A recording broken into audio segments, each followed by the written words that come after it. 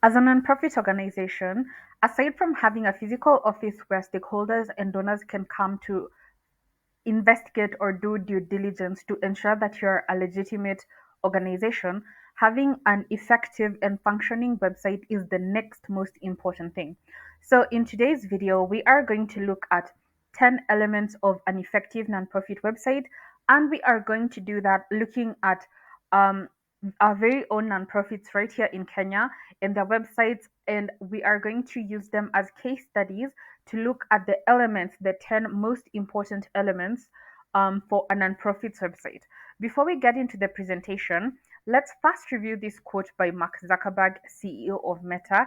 He said that a website is not just a tool, it is the foundation of any digital strategy, and that cuts across for all organizations, be they for profit or nonprofit.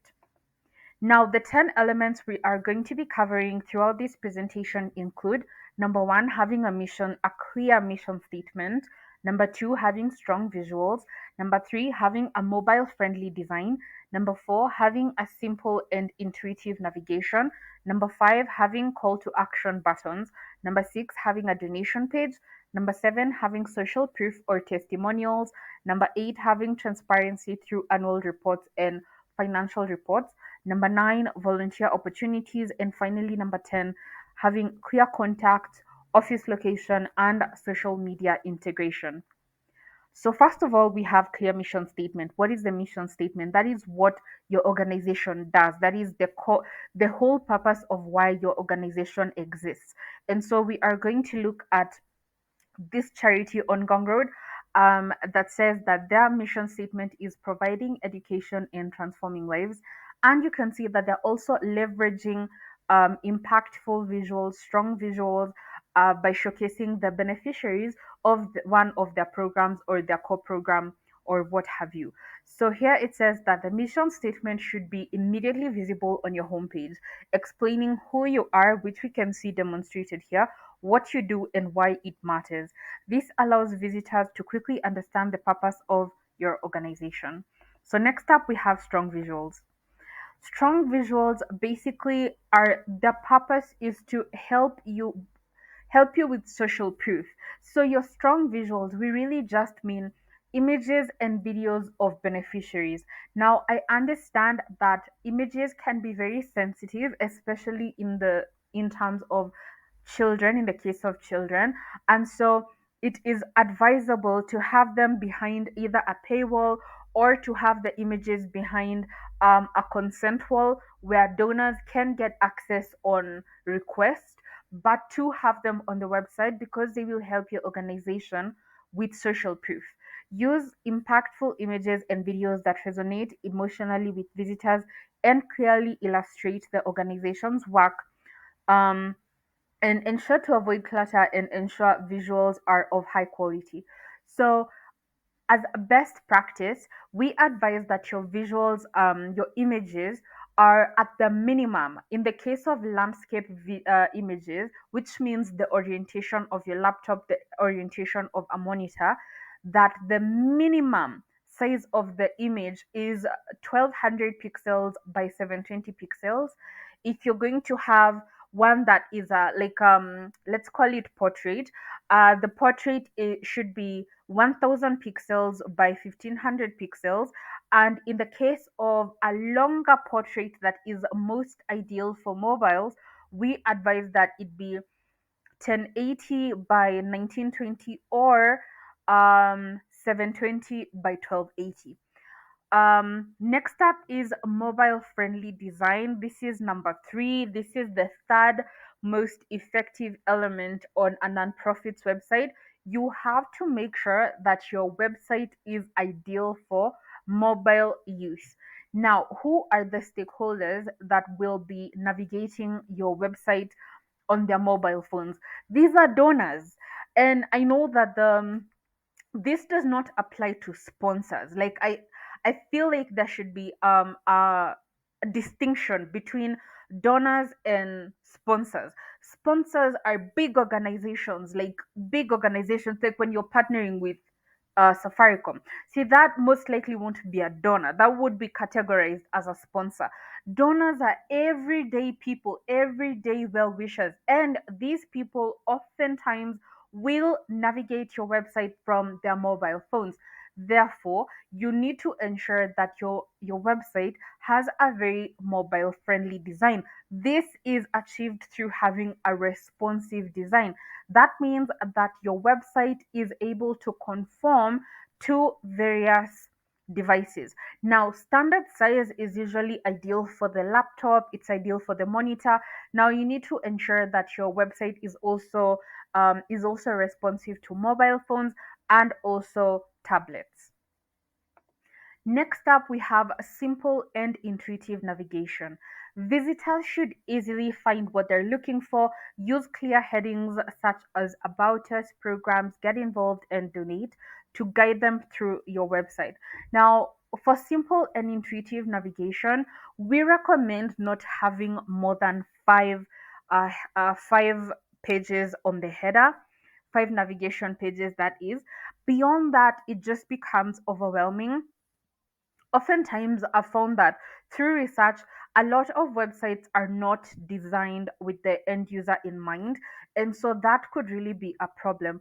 With the end user, you want to make sure that a volunteer can easily find your volunteer form.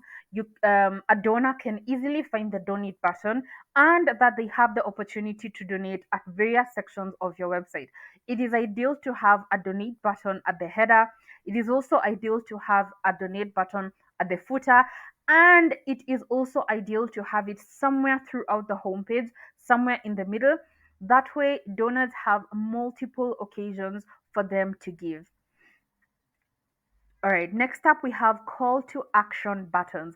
Now, these are very self explanatory because they are buttons that call website visitors to take a given action on your website.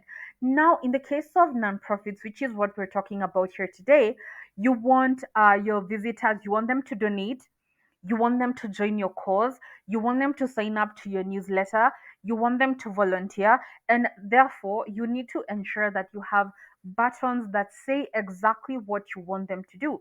In the case of East Africa Character Development Trust, we see that they have a button to donate and they also have a button to contact them. And so these are what we call to action buttons. And we can see that for our explanation here, it says that each page should have at least one prominent call to action, abbreviated as CTA, such as donate now, join us, or subscribe to our newsletter. This should stand out visually, guiding visitors towards action that supports your nonprofit's mission. Next up, we have volunteer opportunities. Now, something that I find that most nonprofits don't realize is that volunteer programs are a gateway to donors. You have to realize that today's volunteer is tomorrow's donor. Your volunteers today might be 25, but in just 5 years, they'll be 30, and they'll be in a financial position to support your nonprofit, support your cause. And therefore, you need to ensure that you have multiple volunteer opportunities, you have multiple opportunities to allow the community members to lean into your nonprofit organization. Again, because a lot of nonprofits, especially in Kenya, are community based organizations. Therefore, it is imperative for you to create multiple opportunities to allow your community members to lean into your nonprofit because, after all, your nonprofit is serving the community. Highlight volunteer opportunities with clear instructions on how people can get involved, provide forms or call to actions for visitors to join, volunteer, or support in other ways. Next up, we have the donation page. Now, I can't imagine what a nonprofit website would be without the donation page because, again, nonprofits are not for profit organizations and function predominantly from donations. And so, having a donation page is a mandatory feature for any nonprofit's website. Make the donation process easy and straightforward. The page should explain how the funds will be used, include various payment options, and have secure payment gateways. I'm going to share all the websites that I've used for this particular presentation down below in case you are a nonprofit founder, CEO, communication officer, digital marketer, and you want to leverage these resources to make any changes to your nonprofit's website. All these websites that are showcased in this particular presentation are going to be linked for you down below. Next up, we have social proof. Social proof is what acts as your advocate as a nonprofit. This is what opens the checkbooks. This is what compels people to go into the M-Pesa and lean into your nonprofit in a meaningful way. So, social proof could be in the way of testimonials from the beneficiaries or through partner logos.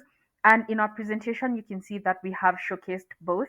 Now, this can be very sensitive, especially in the case where children are involved, in the case where abuse victims are involved. And so it is best for you to navigate that with the help of your advocate, and ensure that the various beneficiaries are their dignity, their privacy has been preserved. So showcase testimonials, from beneficiaries, partners, or supporters. Include logos of partners and sponsors, um, to establish credibility. Next up, we have transparency. Now, when we talk about transparency, we mean transparency through annual reports and financials. Include an accountability or our impact page where visitors can see annual reports, financial statements, and key metrics, right? This builds trust and showcases transparency in how funds are used. Now, I usually find it so suspicious when I am investigating or I'm collecting data for a particular video and I'm doing research on various nonprofits. I see that they've been operating for 15 years, and yet when I go to their website, there's not a single page showcasing the financials, showcasing their impact results year to year. Now, see, as someone who is wanting to lean into the nonprofit space, I want to help in any way that I can. It's very hard for me to contribute to such a nonprofit because I just don't feel like they are doing whatever it is they say they're doing. So ensure that your nonprofit has a transparency page or an impact page or an accountability page where you showcase very clearly and very openly. Now, this cannot be behind a paywall and this cannot be available upon request. This should be available all the time, 24 hours a day, 7 days a week. Next up, we have